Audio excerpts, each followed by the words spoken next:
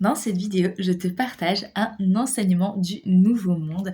Quand je parle de nouveau monde, c'est cette nouvelle manière de fonctionner finalement qu'on nous propose de venir expérimenter. Alors, elle n'est pas si nouvelle que ça, puisque finalement, c'est la manière juste, la manière véritable, la manière dont on devrait œuvrer, dont on devrait être, agir, et qui a été pollué, parasité finalement par toute notre histoire, par notre éducation, par, les milliers d'années d'incarnation de l'humanité, avec, voilà, toutes les distorsions qu'il y a pu avoir. Donc cet enseignement, il est extrêmement simple. C'est de toujours aller vers ce qui t'excite le plus. Toujours faire ce qui t'apporte le plus d'enthousiasme, ce qui t'excite le plus sur le moment. Quand tu es perdu, quand tu ne sais pas quoi faire, quand tu ne sais pas où aller, quand tu ne sais pas quel projet mener à bien, interroge-toi, demande-toi là, tout de suite, maintenant. Qu'est-ce qui m'excite le plus? Et de suivre ce fil conducteur-là, en fait. Pourquoi? Parce que quand tu te connectes à cette envie, à cette excitation, tu te connectes au désir de ton cœur. Tu te connectes au désir de ton âme. Et à partir de là, eh bien ton cœur va t'amener, va te faire vivre différentes expériences, va peut-être te permettre de faire des rencontres euh, synchroniques, va t'apporter justement des synchronicités pour t'apporter des réponses, pour t'apporter des idées et surtout pour te faire vivre ce que tu as besoin de vivre sur le moment. Voilà, donc c'est vraiment comme plein de maillons d'une chaîne que tu vas pouvoir créer en faisant ce qui t'excite le plus. Et tu verras, parce que forcément, il y a le mental de suite qui se dit oui, non, mais attends, ce qui m'excite le plus, mais en fait, je vais jamais aller travailler, ou je vais jamais faire ci, ou je vais jamais faire ça.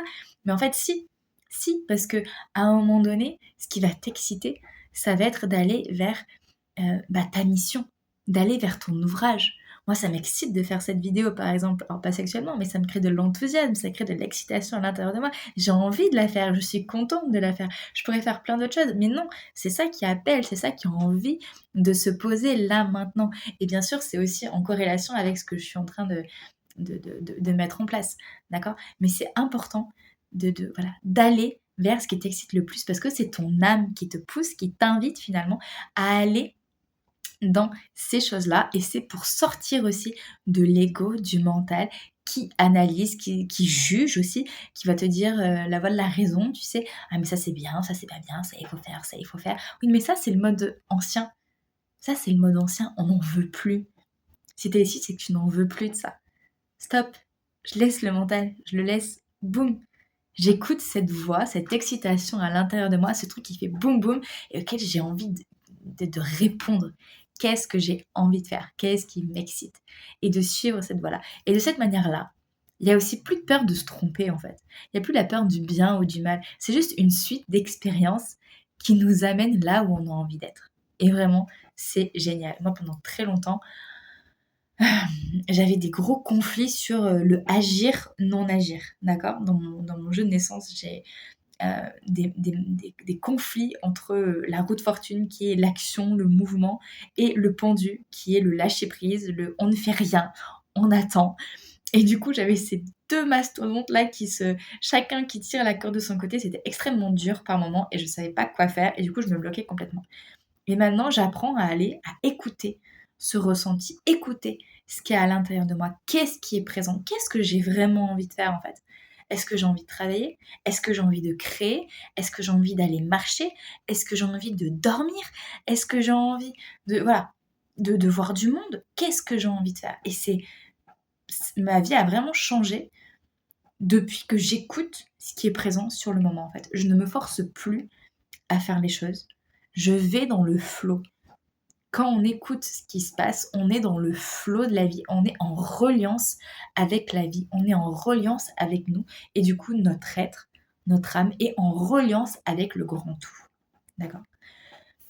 C'est un petit peu comme si la vie, d'accord, avec tous les êtres qui la composent, jouait une espèce d'immense symphonie. D'accord? Quand on est harmonisé avec la vie, on est dans la symphonie de la vie. Tout se passe bien, c'est doux à l'oreille, c'est agréable. C'est là qu'on a des synchronicités, c'est là qu'on a des messages puissants, c'est là que l'on fait des rencontres impactantes. Tout se syntonise, tout se synchronise, d'accord?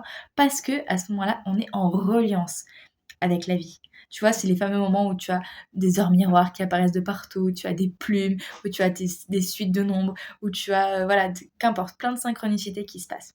Du moment où tu n'es plus aligné avec toi, du moment où tu écoutes la voix du mental, la voix de l'ego, la voix de la raison, du «Ah non, mais tu devrais faire ça», et cetera. Tu sors de la symphonie et là, c'est comme si tu te mettais à jouer des fausses notes, en fait, tu vois? Et c'est comme si à partir de là, eh bien, toi, dans ton espace, la symphonie n'est plus accordée. Tu joues à partir de fausses notes. Du coup, la vie ne devient plus agréable parce que tu n'es plus accordé, tu n'es plus branché, tu n'es plus relié à la grande symphonie de la vie qui joue une musique absolument parfaite. D'accord? Donc l'idée de ça, c'est de revenir.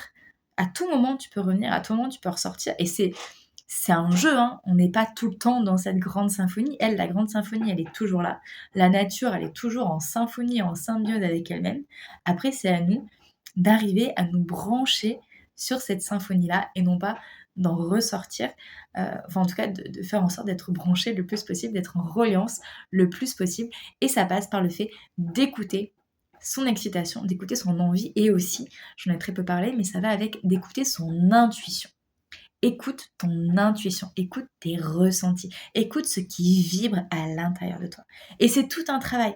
C'est tout un travail pour arriver à écouter ce qui est présent, pour se reconnecter à ça. Quand pendant des années, on a été branché sur le mental, sur la voie de la raison, ça peut prendre du temps et c'est OK. C'est comme n'importe quelle nouvelle discipline, c'est comme n'importe quel sport. J'aime bien prendre cet exemple-là. Ça prend du temps au début pour s'installer. D'accord? Il y a besoin de temps pour se mettre à être à l'écoute de nous-mêmes. D'accord? Il y a besoin de répéter et répéter et répéter. Au début, c'est pas naturel. Au début, c'est difficile. Au début, on stagne. Au début, on ne sait pas faire. Et puis, au fur et à mesure que l'on s'entraîne, au fur et à mesure que l'on pratique, au fur et à mesure que l'on teste aussi, que l'on expérimente, qu'on voit que cela fonctionne ou au contraire, eh bien, qu'on s'est planté, hein, parce que des fois on se plante, c'est très juste aussi, eh bien on apprend et on apprend à revenir à cette écoute de soi, à ce qui est présent à l'intérieur de soi. Et ça, personne ne peut le savoir à notre place. On peut bien sûr émettre des signaux extérieurs qui montrent bien si on a envie de faire une chose ou pas, mais ce qui se passe à l'intérieur de soi, eh bien, il n'y a que toi qui peux le savoir et il n'y a que toi, du coup, qui peut prendre cette décision d'être en accord, en écoute avec toi-même. Voilà, donc ça, c'est vraiment important. C'est vraiment pour moi ce qui nous est demandé dans ce passage vers le nouveau monde.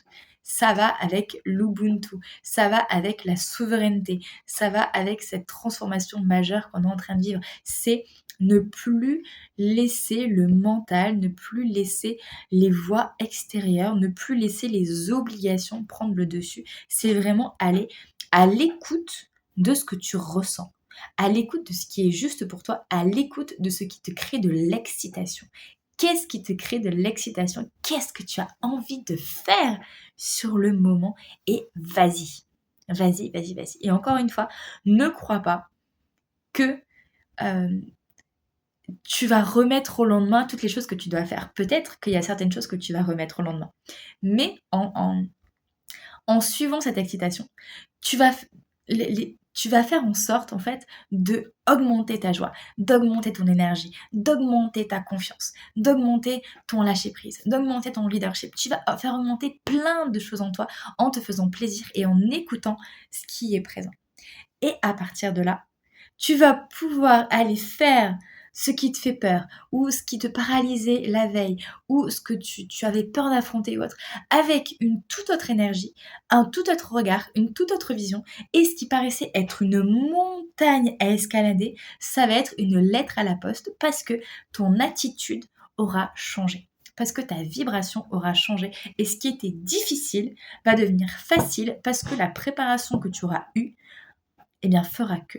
Et cette préparation, c'est toi-même qui vas la trouver par rapport à l'excitation, par rapport à cette intuition, ce ressenti qui est là, qui est présent.